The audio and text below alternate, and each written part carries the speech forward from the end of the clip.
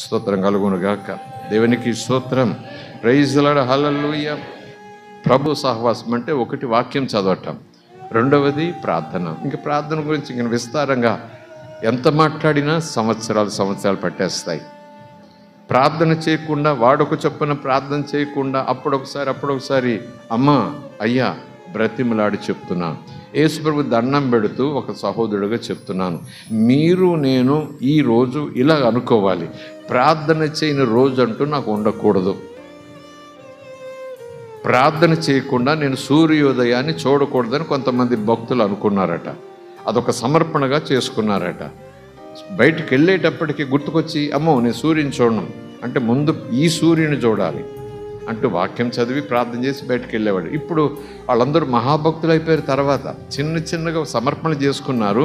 ఆ సమర్పణ నిలబెట్టుకుని వాళ్ళు అలా జీవించారు. గొప్ప దైవజనులు అయ్యారు. గొప్ప దైవజనులు అయ్యాక సమర్పణ కాదండి. నో. వాళ్ళందరూ ఇంటర్నేషనల్గా వాడబడుతున్నప్పుడు అలాంటి సమర్పణ చేసుకోలేదు. వాళ్ళు భోగ భక్తితో దేవుడి కార్యాలు జరిగిస్తుండగా ఎంతో విస్తారమైన స్థాయికి వాళ్ళు వచ్చేసినప్పుడు అప్పుడు వాళ్ళు అలా డెడికేషన్ చేయలేదండి.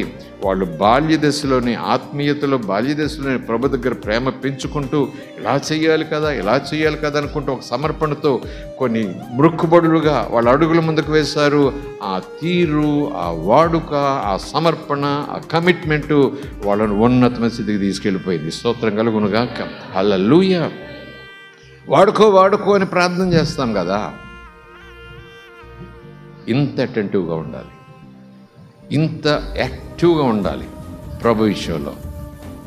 వాడుకోవటం అంటే మనకి స్టేజ్లు కనిపిస్తాయి, వాడుకోవటం అంటే ఆ యూట్యూబ్లో మెసేజ్లు కనిపిస్తాయి, వాడుకోవటం అంటే ఇక జనం కూడా తిరుగుతూ అయ్యగారు అంటూ ఏదో అయిపోతుంటే కనిపిస్తాయి. తొందరపడుతున్నట్టు లెక్క. ఆ దృష్టితో ఆ ఉద్దేశంతో వాడబట్టం అంటే అదనుకుంటే వీళ్ళు ఆ స్థాయికి రావటానికి ఎన్ని మెట్లెక్కారో. స్తోత్రం కలుగునుగాక.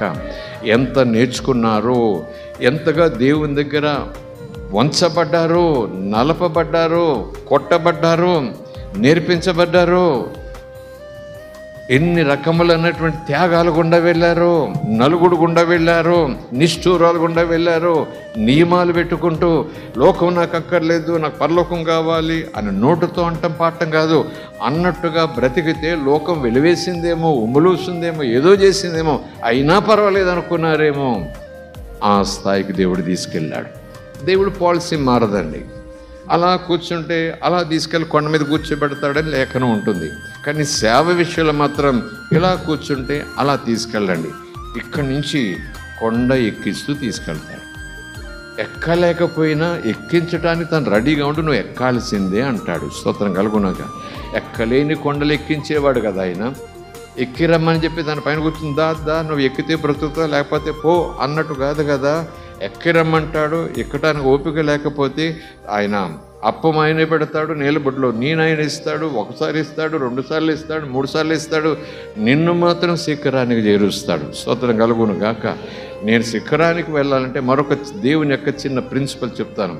మరొకసారి సేవలో కానీ, ఆత్మీయతలో కానీ, ఆధ్యాత్మికతలో కానీ ప్రభు చిత్తానుసారంగా నేను వెళ్ళాలని కనీసం ఒక చిన్న కోరిక, ఆశ నీలో నాలో ఉంటే దేవుడు చెప్తున్న, పరిశుద్ధాత్మ జ్ఞాపకం చేస్తున్న ఒక చిన్న వచనం అంటే నువ్వు ఎంత తగ్గించుకుంటే అంతగా దేవుడు నిన్ను పైకి తీసుకెళ్ళిపోతాడు. నువ్వు ఎంతగా నేను అంటూ హెచ్చించుకుంటే అక్కడితో నేను గ్రాఫ్ పెన్. ఇక నువ్వు నేర్చుకోవాల్సింది ఏమీ లేదు, దేవుడు నీకు నేర్పించేది ఏమీ లేదు. అక్కడితో ఆగిపోవు. తర్వాత నీ గ్రాఫ్ డౌన్ అవుతుంది. నరకానికి పోయే స్థితి రాదు, కానీ మళ్ళీ నేల మీదకి దేవుడు తీసుకొచ్చేస్తాడు. ఆటోమేటిక్గా వచ్చేస్తాం. కనుక ఎంత ఎదిగిపోతున్నా మనం ఒదిగిపోతూనే ఉండాలి. స్తోత్రం కలుగునుగా.